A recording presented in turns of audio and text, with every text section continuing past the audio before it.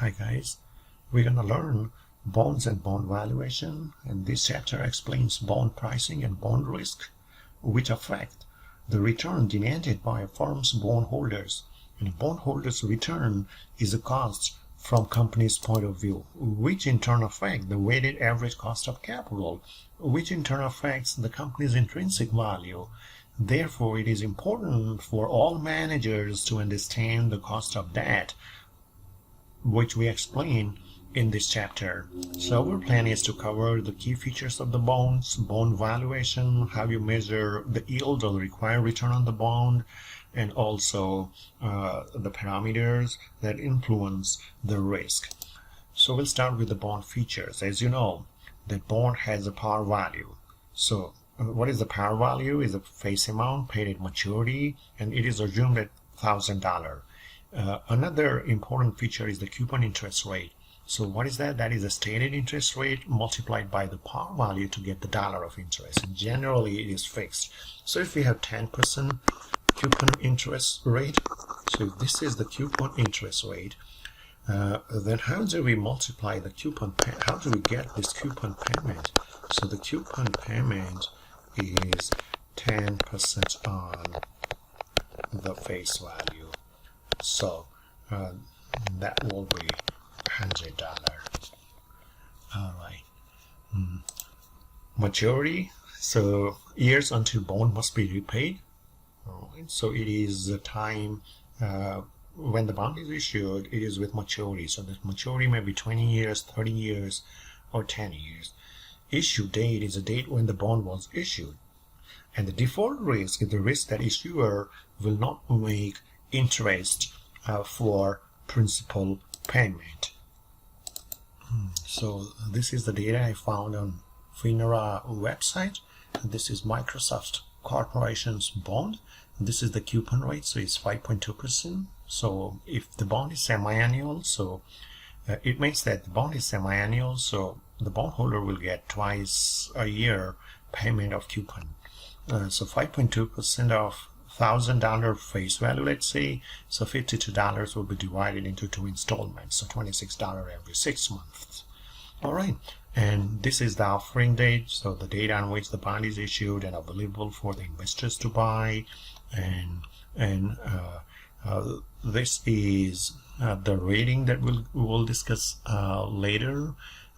And you can see, the yield at the time of offering. So that is the yield. Required return on bond is 5.21%. And this Moody's rating and Standard and Poor's rating is being used to see if the bond is worth investing or is there any default risk. Because the only risk, the risk that investor face, the bondholder face, is inability by the firm to make the payment to the holders. So if this is AAA, it's considered to be their safe investment. Okay, let's get into another features of the bond. One of the features of the bond is call provisions. So here the issuer can refund if the rate declines. This helps the issuers but hurts the investors. So what the call provision is? Call provision is giving the right to the issuing corporation to call the bonds for redemption.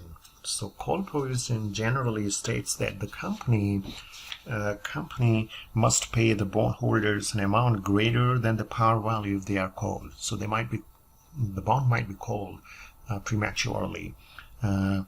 So and the additional amount that they pay if they call the bond prematurely is known as call premium, and is often set to 1 year's interest if the bond are called during the first year. Okay, and with this, however, bonds are often not callable until several years. So and after the issue, this is known as deferred call, or the bonds are said to have call premium. So that is the deferred call. Okay. There is also a provision for a sinking fund.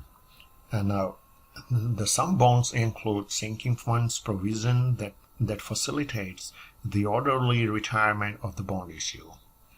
All right, so the provision to pay off a loan over its life rather than all at maturity. Similar to amortization on a term loan, that reduces risk to investors and shortens average maturity, but not good for investors if rates decline after it. So the sinking fund can work against the investors as well. So how? Let's take an example. Suppose that the bond carries a 10% interest rate, but the yields on similar bonds have fallen to 7.5%. A sinking fund call at par would require an investor to give up a bond that pays $100 of interest and then to reinvest in a bond that pays only $75. This obviously harms those bondholders whose bonds are called. So it's kind of a reinvestment risk. Right, as the interest rate fall, the bond will be called, and the investors, and then if they purchase it, the new interest rate they got is a coupon payment of 7.5% instead of 10%.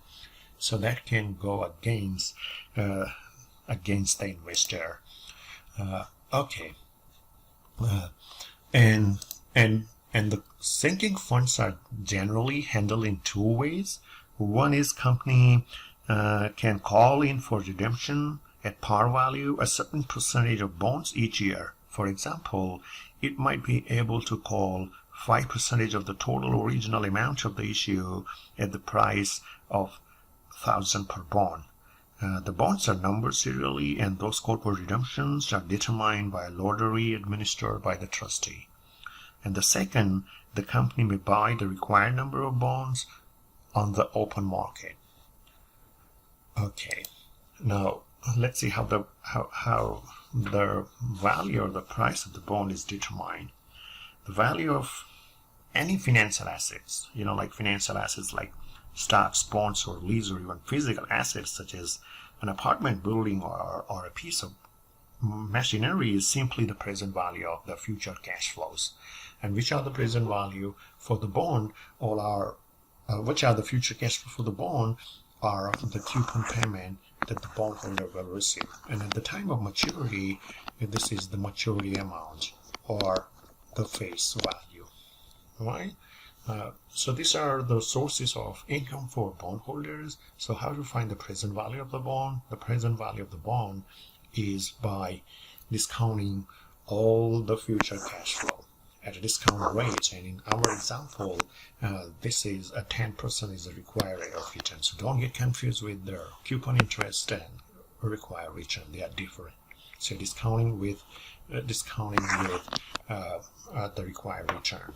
So here, the price of the bond we just calculated is 1,000. If you are using calculator, you can input the values like this, or if you use Excel is a very good way to find the present value of a bond. And you might have learned in time value of money, the PV function, the same function is being used, followed by rate, number of periods, that is maturity of the bond. The coupon payment you see here is not the interest rate, but you are converting the coupon payment into dollar and the face value. And the type is either ordinary annuity or annuity due. So if not specified, usually this is the payment received at the end of the year, so it's an ordinary annuity. So here we have P, present value, those inputs, the present value of the bond is $1,000. So this is the function being used to find the present value of the bond. And I'm sure if you understand the time value of money chapter correctly, it is very easy for you to calculate the present value of the bond. Now, what happens if the required rate of return increases by whatever reason? Maybe inflation rose and causing the amount to 13%. So how will it impact the price of the bond? You see here the price of the bond declines. If the inflation fell and the price of the bond also declining, if the inflation fell and the required return declined to 7%, what will be its impact on price? So price has increased. So what is the relationship? Is the coupon rate greater than required rate of return or yield to maturity? price rises above the par and bond sells at a premium. All right, so you can see here bonds value versus years remaining to maturity. So different years to maturity. What is the conclusion from the graph? That at maturity, the value of any bond must equal its par value. So value of any bond must equal the par value at maturity. The value of the discount bond would increase to $1,000 and the value of premium bond falls to maturity amount. And the par value bond stays at 1,000. So par value bond doesn't decline in value if the RD remains constant. So what is yield to maturity? So the YTM is the rate of return earned on a bond held to maturity, also called the promised yield, and it assumes the bond will not default. So that is yield to maturity. So if this is the kind of a bond which is currently selling at $887 and 9% annual coupon with $1,000 par value, what is the required rate of return on the bond if you buy the bond today and hold till maturity, right? So how RD that works, right? How to find RD that works. So RD, the yield on the bond, right, is this rate, right? And it's easier to calculate in financial calculator. Or if you use Excel has a function called rate, like the rate function that we use. The Excel will get you that value, the interest rate, right, using rate function. Okay, so the rate function will give, and it requires to plug in the values or input like this. I'll show you the kind of rate function. So this is the rate function, NPER. What is the maturity is 10 years. PMT, you can say this is 90. Present value of the bond is 887, and I'm putting a negative sign because you are buying the bond, so you are paying amount to get the bond, so the cash goes out, and the face value of the bond or the future value of the bond is this. So it is turning out to be 10.91.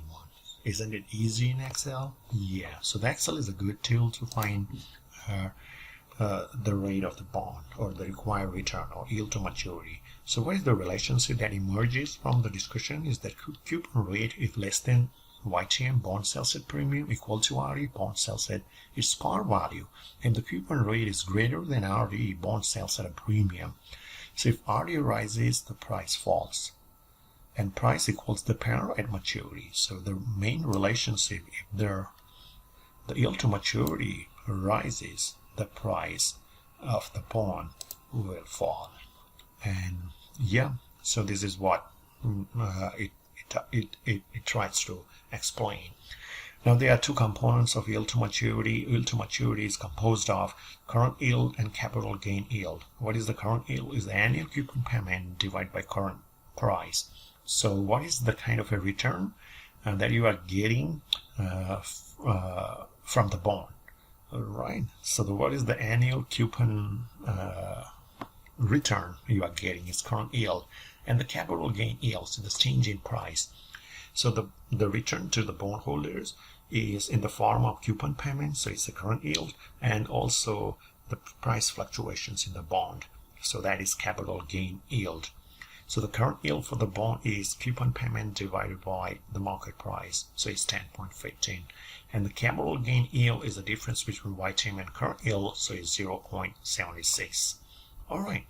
One important thing that you can notice from this is the semi-annual bonds, like we just saw the Microsoft. So here the number of years get doubled. The required return has to be divided by 2.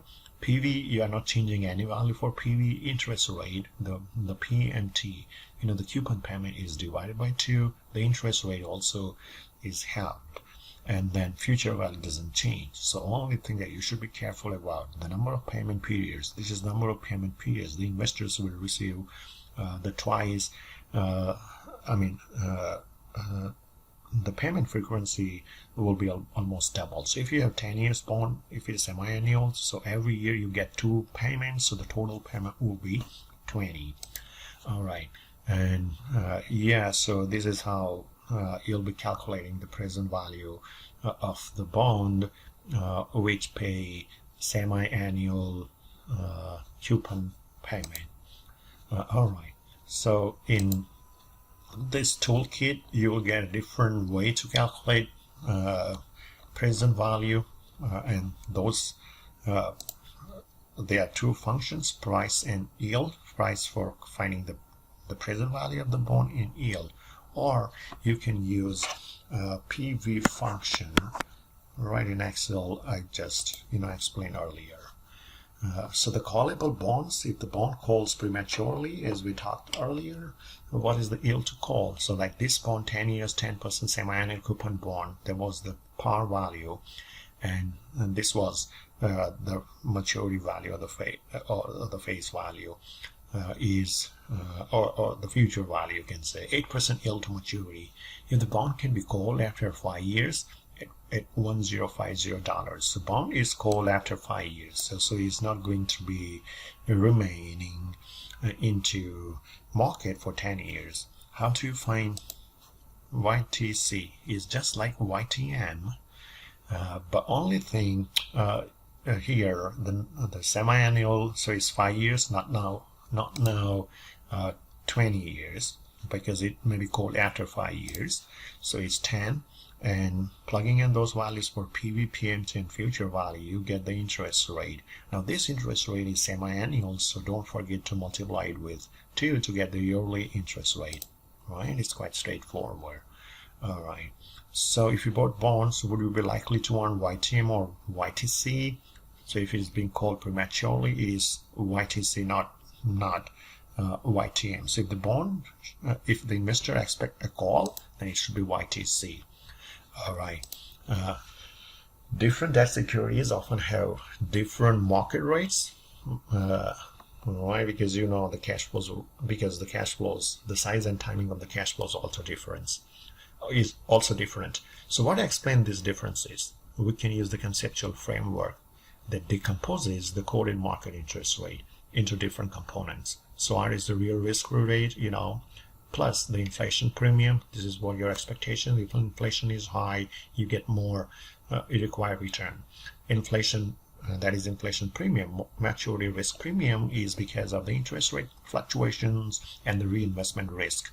Okay, so in long-term bond, you have more market maturity risk premium, right? Because there's the fluctuations and future is uncertain, so market maturity risk premium will be more. Default risk premium is possibility of committing default. All right, if the company defaults, there's a default risk premium and liquidity premium. Some bonds are more liquid, some are less, so the liquidity premiums varies. All right, so that all added to calculate require a return. All right, so what is risk-free rate? Is riskless security pays each moment if zero inflation were expected. So that depends on economic conditions, and the rate on U.S. Treasury are considered to be risk-free rate. Okay, and you can estimate by Treasury inflation. Protected securities are indexed to inflation. The IP for a particular length maturity can be approximated as the difference between the yield on a non-indexed Treasury security of the maturity minus the yield on tips of that security. All right, so the inflation premium is the difference between when the security not indexed, so like Treasury security, to inflation and tips. So the difference is the yield. All right, inflation premium, you can say. A bond spread is often calculated as the difference between a corporate bond yields and the Treasury security yield of the same maturity. Therefore, spread is default risk premium plus liquidity premium. So bond of large and strong companies often have small small liquidity premium because they are tradable, and small companies trading, the liquidity is less, so is high as 2%.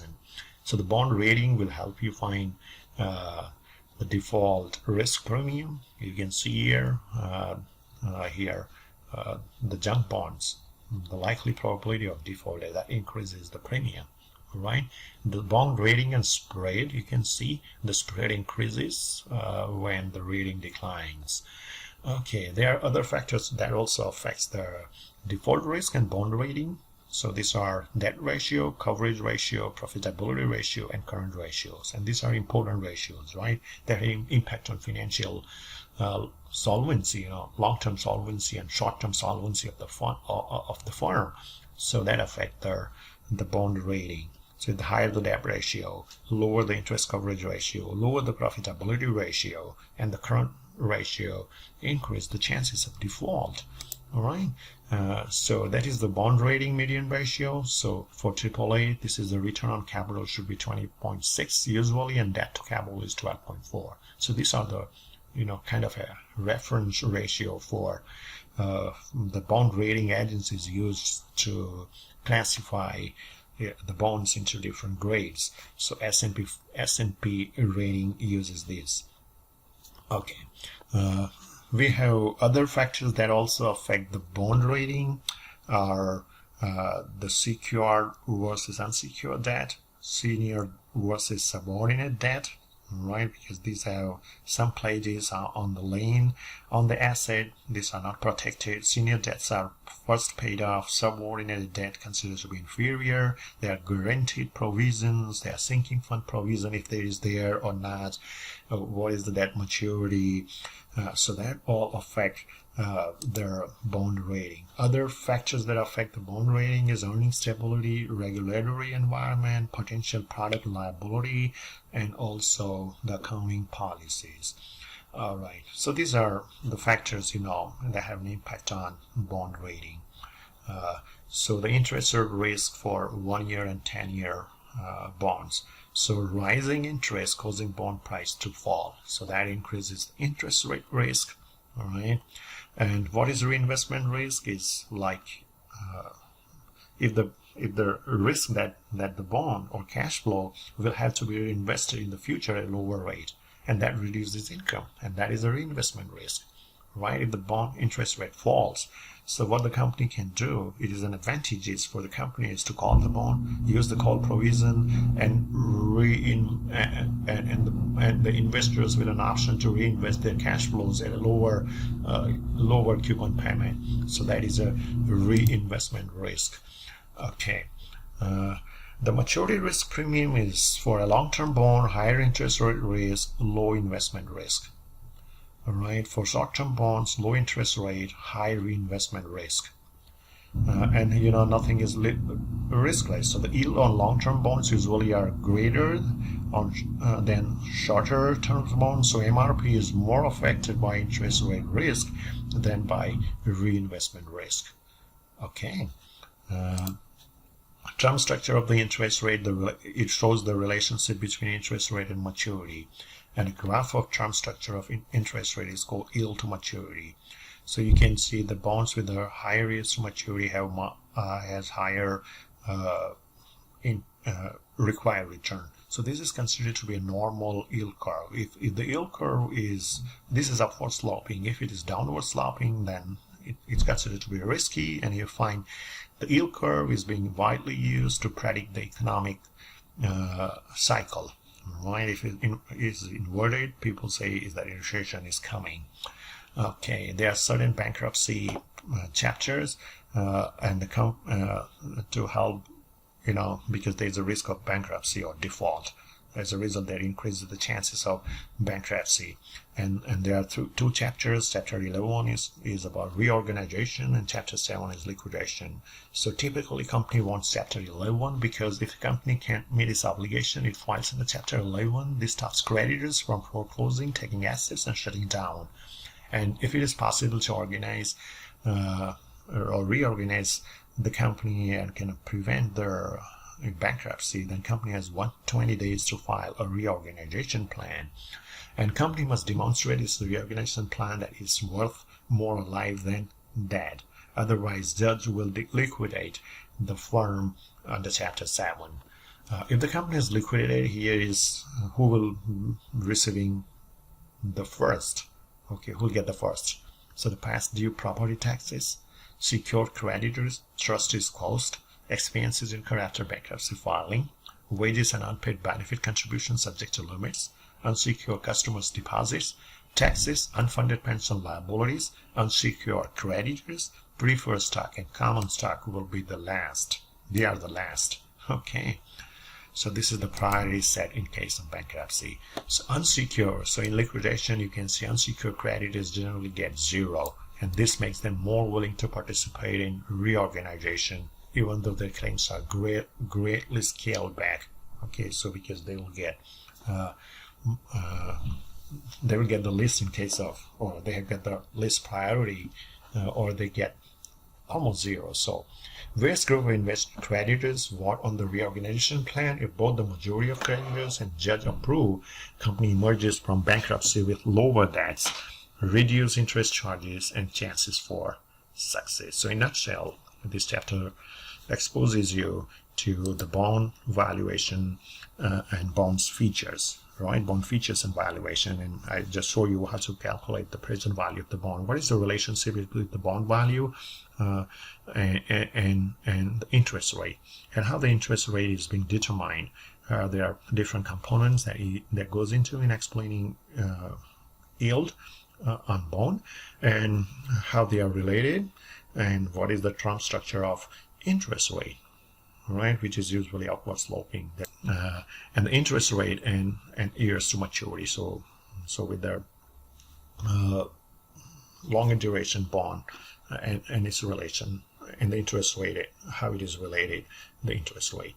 So, and that is so we talk about the term structure of interest rate and maturity, relationship between interest rate and their maturity. So that's it from my side. Thank you, and have a great day.